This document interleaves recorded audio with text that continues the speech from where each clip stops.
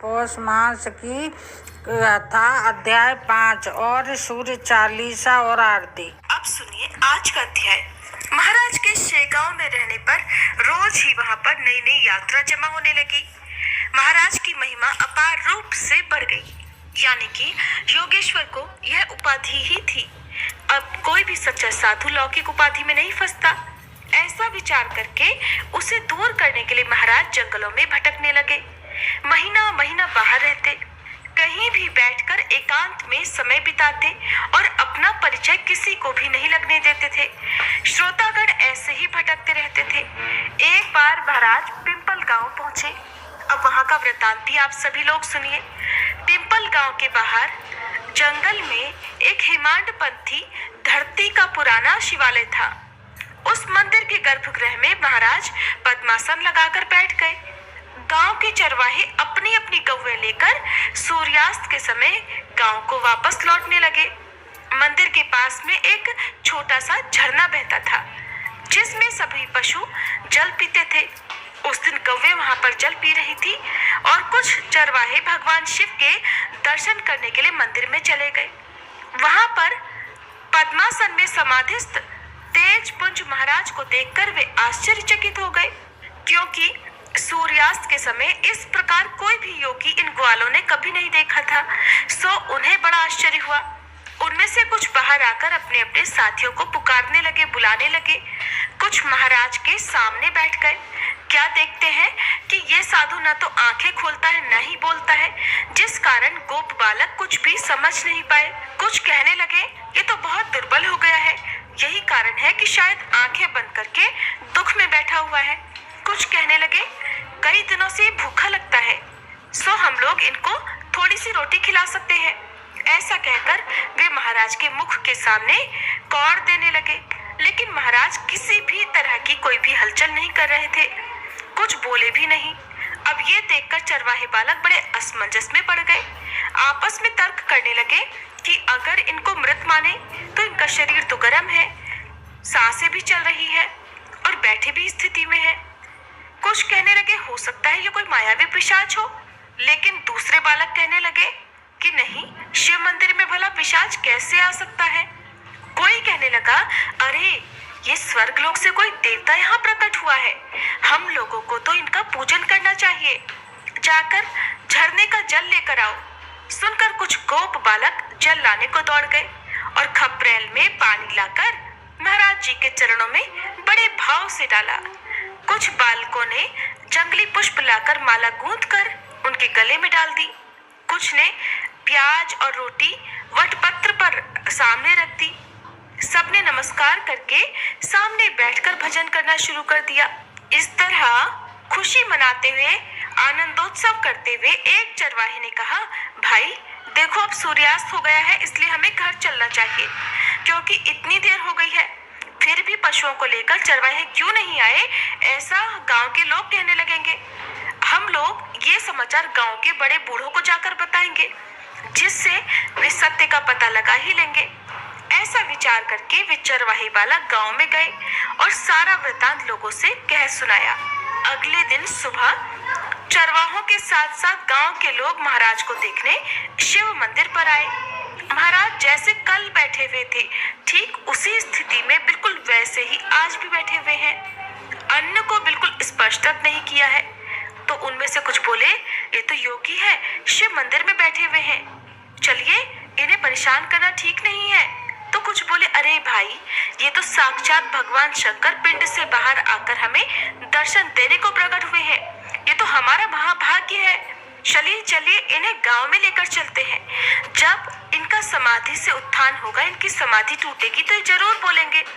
बंगाल देश में जालंधर नाथ 12 वर्ष तक कुएं की गर्त में समाधि में लीन थे। नवनाथ भक्ति सागर में कथा मिलती है कि जालंधर नाथ को बंगाल देश के राजा गोपी चंदन ने कुएं में तोप दिया था और 12 वर्षों के बाद उन्हें निकाला गया। इस तरह हाँ ना करते हुए एक पालकी लाई गई, उसमें महाराज जी को उठाकर बिठाया गया।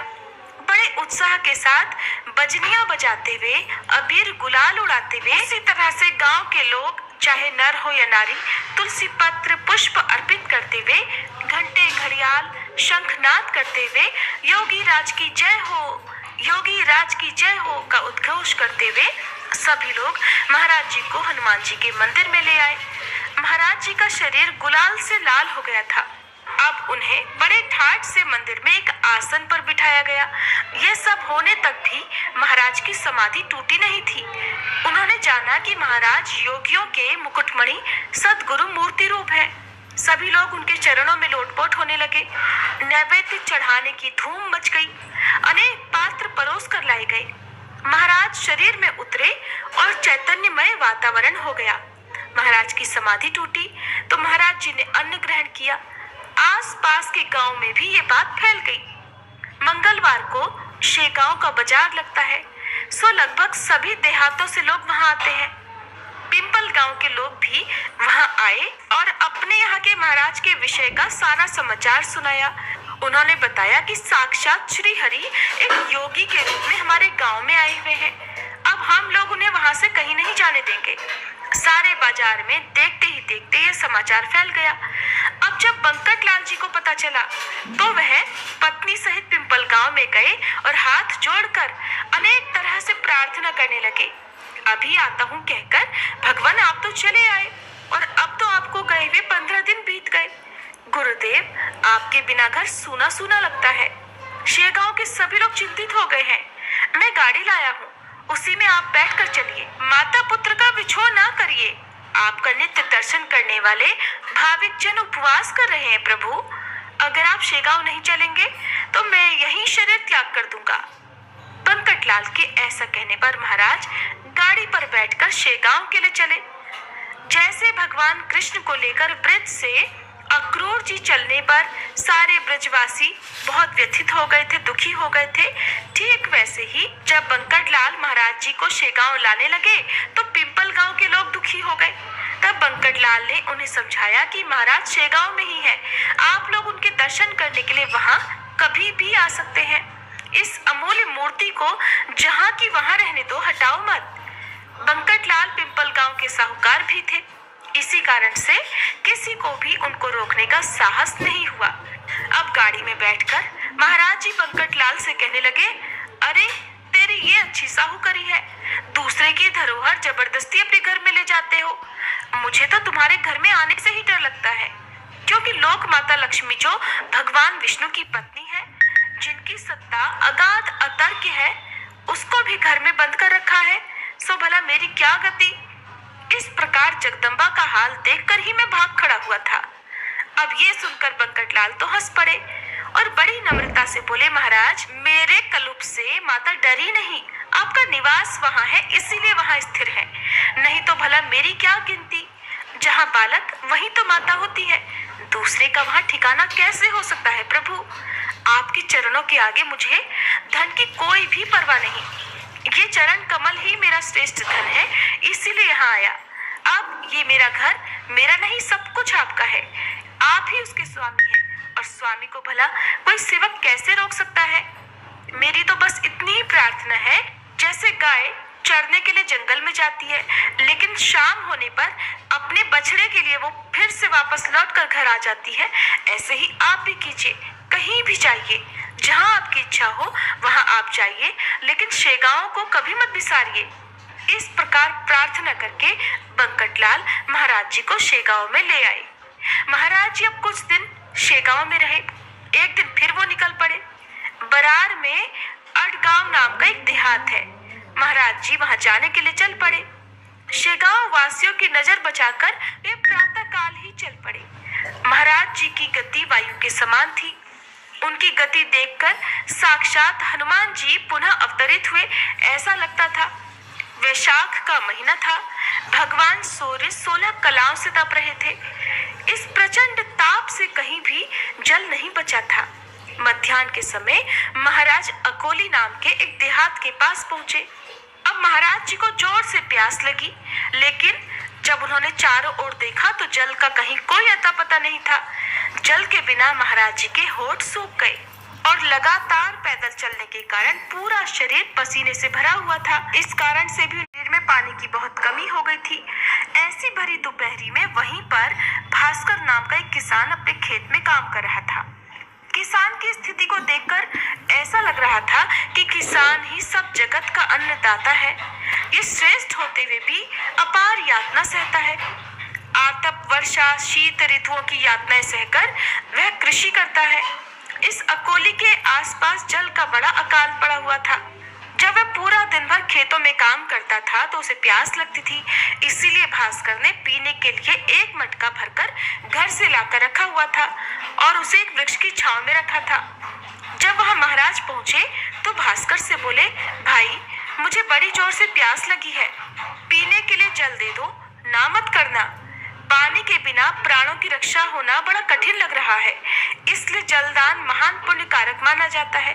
ये सुनकर भास्कर ने कहा कि तुम जैसे हष्ट पुष्ट को जल पिलाना काहे का पुण्य भला? यदि अनाथ हो, पंगु हो, दीन हो तो बात अलग है। तुम तो हट्टे कट्टे दिखाई देते हो। जाकर जल ढूंढ लो, जल की व्यवस्था खुद कर लो। अरे जो समाज हित के लिए कुछ काम करता है उसकी सहायता करना तो ठीक है, लेकिन तुम जैसे हष्ट पुष्ट को जल देना तो उल्टा पाप है। तुमने तो भीख मांगकर अपना शरीर पुष्ट किया है। अरे कुछ परिश्रम ना करके खाने वाले तुम इस धरा पर भार के समान हो। मैंने तो अपने पीने के लिए सिर पर मटका ढोकर लाया है, तुम्हारे जैसे निठल्ले के लिए नहीं। पीसे पिसान पर लकीर ना मारो और यहाँ से चलते बनो। अरे चांडाल, यहाँ से अपना मुंह काला करो। मैं तुम्हारी प्रार्थना से झुकने वाला नहीं हूँ। तुम्हारे जैसे निकम्मे ने हमारे यहाँ जन्म लिया, इसीलिए सारे जगत में हम लोग दुर्भागी हो गए। आख्यान सुनकर महाराज स्मित बदन कर वहां से चल पड़े। थोड़ी दूरी पर एक कुआं था। जब महाराज उस कुएं की ओर चलने लगे तो भास्कर बोला, अरे पागल, उधर किस लिए जा रहा है? वहाँ कुआं सूखा पड़ा है, जल का नाम नहीं है वहाँ। यहाँ से 1 कोस के आसपास कहीं पर भी जल नहीं मिलेगा। सुनकर महाराज जी बोले, तुम जो कहते हो सो ठीक है, फिर भी मैं प्रयास कर लेता हूँ।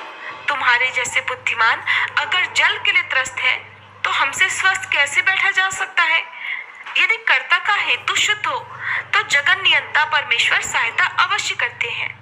और फिर समाज के लिए मुझे भी तो कुछ करना चाहिए, ऐसा अभी अभी तो तुम्ही ने कहा।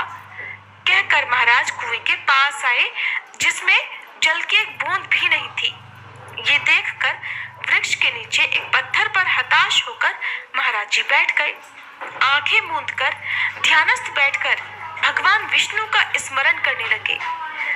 जो सच्चिदानंद है, दयाघन है, तीनों का उद्धार करने वाले तथा जगत गुरु है, उन्हें समर्थ कहने लगे, हे देवाधिदेव, वामन, वासुदेव, प्रद्युम्न, राघव, विठल, नरहरि, ये अकोली गांव जल के अभाव से त्रस्त हुआ पड़ा है। किसी भी कुएं में पानी की एक बूंद तक नहीं है। भगवान, मानवीय प्रयत्न सारे असफल हो गए हैं, इसलिए आज मैं आपकी प्रार्थना कर रहा हूँ, कृपया इस कुएं को पानी से भर दीजिए। आपकी करनी तो अघटन घटना है, जो घट नहीं सकता वो भी तो आपकी कृपा से शीघ्र घट जाता है। प्रभु, जलते आम वृक्ष में हे पांडुरंग, आपने बिल्ली के शिशुओं का रक्षण किया। भक्त प्रहलाद की रक्षा करने के लिए आप स्तंभ से प्रकट हो गए हैं। गोकुल की गौओं की रक्षा करने के लिए आपने 12 गांवों का अग्निपान किया। इंद्र के कोप से बचाने के लिए नख के अगले हिस्से पर आपने गोवर्धन पर्वत धारण किए। थानेदार दामाजी पंत को छुड़ाने के लिए आपने विठू महाराज जी का रूप धारण किया। चोखा मेला के लिए ढोर खींचे और सावता माली के खेतों की रक्षा करने के लिए तो आपने गधे तक हाके। प्रभु, उपमन्यु को दूध का सागर प्रदान किया। उसी तरह नामदेव को मारवाड़ में तृषा लगी, प्यास लगी तो सूखे कुएं को लबालब जल से भर दिया। महाराज इसी प्रकार मन ही मन प्रार्थना कर रहे थे कि महान आश्चर्य हुआ। कुएं में झरना फट पड़ा और देखते ही देखते कुआं जल से भर गया। जिसके जगन्नाथ सहाय होते हैं, फिर भला उसके लिए क्या नहीं होता। सत्य है कि ईश्वरी सत्ता अगाध है, अघटन घटना घट सकती है। उछलता हुआ जल महाराज पीकर तृप्त हो गए और जो भास्कर ने देखा उसका तो चित्त चकित हो गया। इस सब देखकर उसका तो कोई तर्क नहीं चल रहा था। अरे जो कुआं 12 वर्षों से सूखा पड़ा था उसे इन्होंने क्षण भर में जल से भर दिया। हो न हो ये तो महान साक्षात्कारी पुरुष है।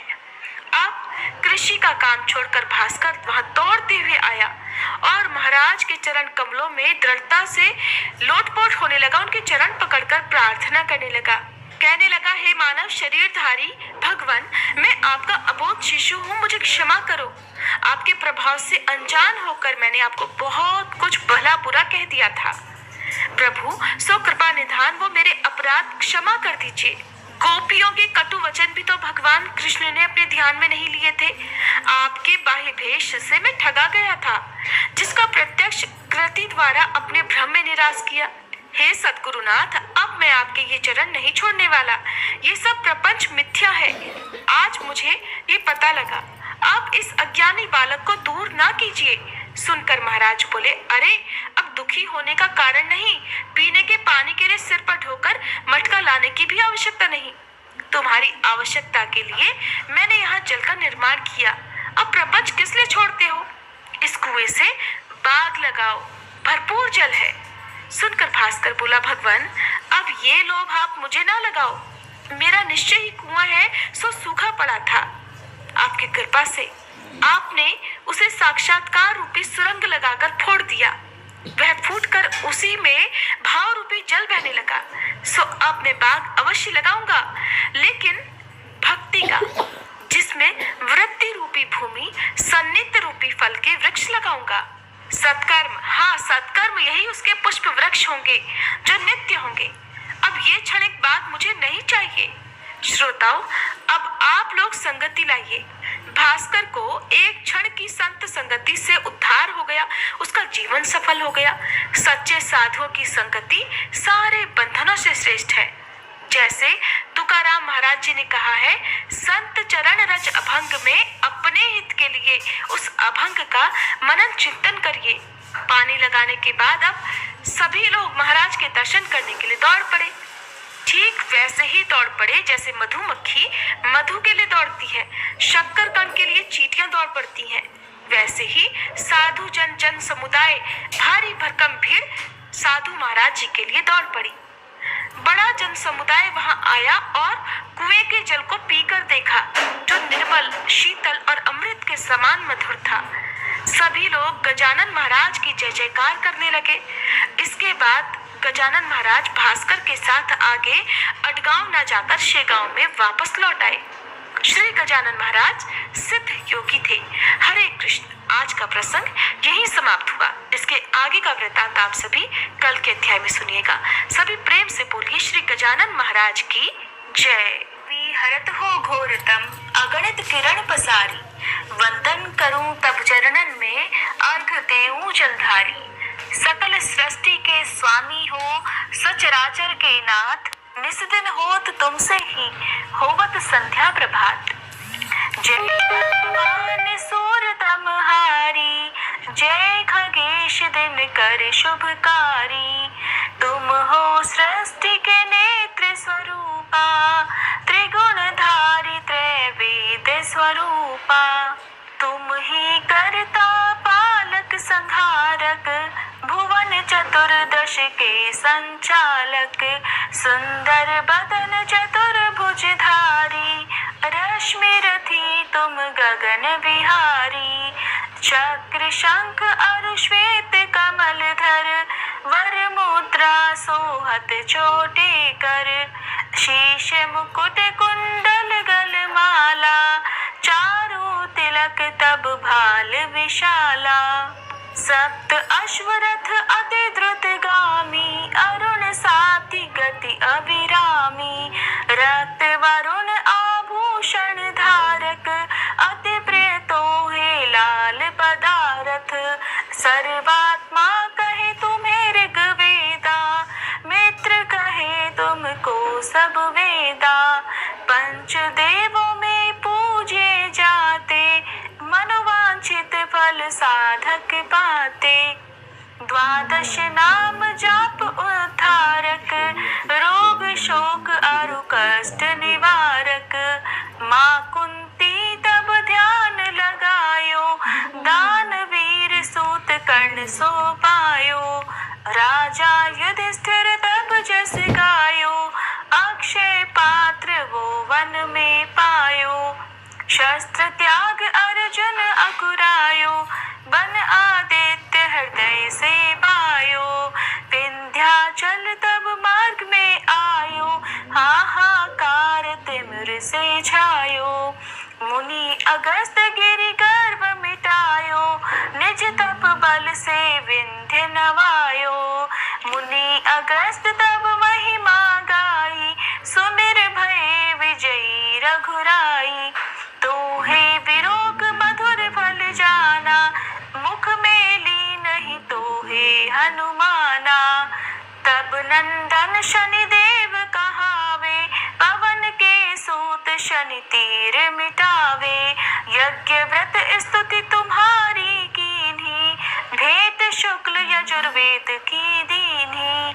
सूर्यमुखी खरितर तब रूपा, कृष्ण सुदर्शन भानु स्वरूपा।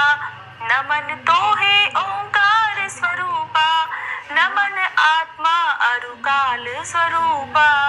दिग दिगंत तब तेज प्रकाशे, उज्ज्वल रूप तुम्ही आकाशे। दश दिग्पाल करत तब सुमिरन, अंजलि नित्य करत है अर्पण।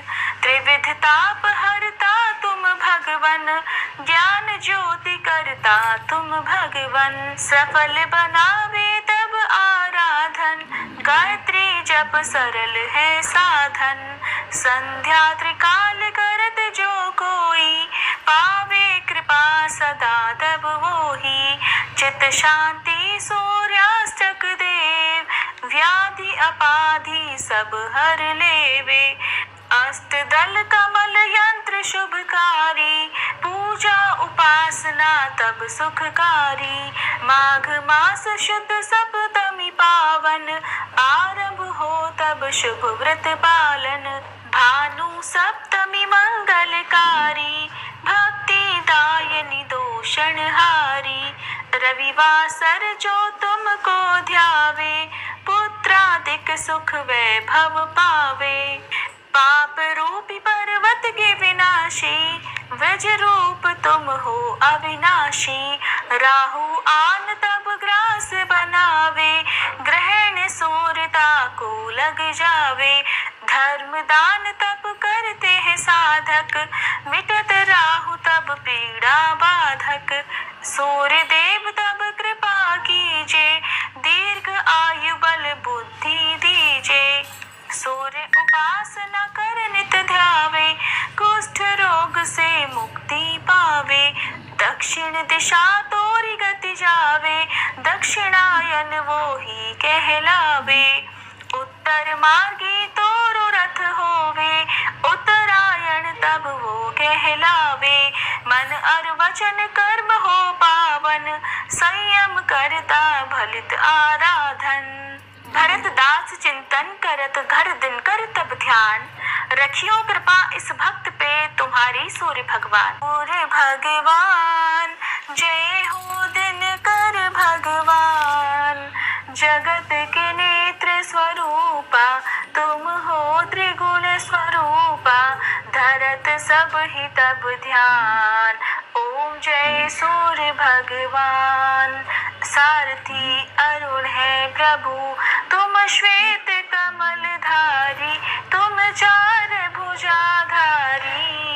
अश्व है सात तुम्हारे, कोटि किरण पसारे। तुम हो देव महान, ओम जय सूर्य भगवान। उषा काल में जब तुम उदयाचल आते, सब तब दर्शन पाते।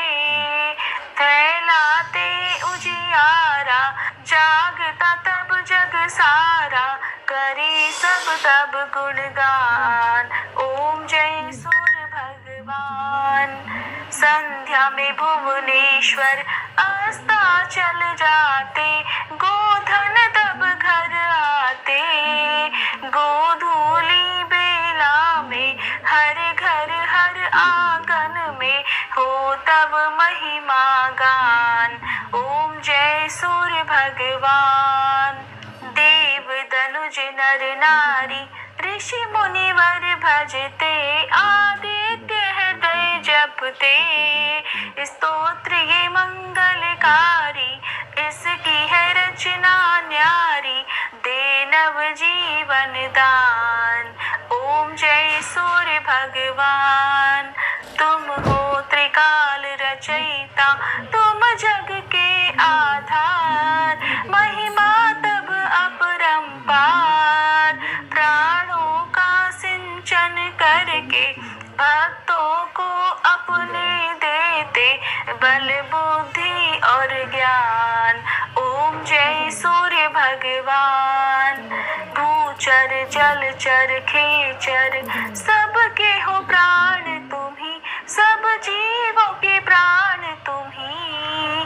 वेद पुराण बखाने, धर्म सभी तुम्हें माने, तुम ही सर्वशक्तिमान। ओम जय सूर्य भगवान, पूजन करती दिशाएं, पूजे दश दिक्पाल, तुम भुवनों के प्रतिपाल। ऋतुएं तुम्हारी दासी, तुम शाश्वत अविनाशी, शुभकारी अंशुमान। ओम जय सूर्य भगवान, ओम जय सूर्य भगवान, जय हो दिनकर भगवान। जगत के नेत्र स्वरूपा, तुम हो त्रिगुण स्वरूपा, धरत सब ही तब ध्यान। ओम जय सूर्य भगवान, ओम जय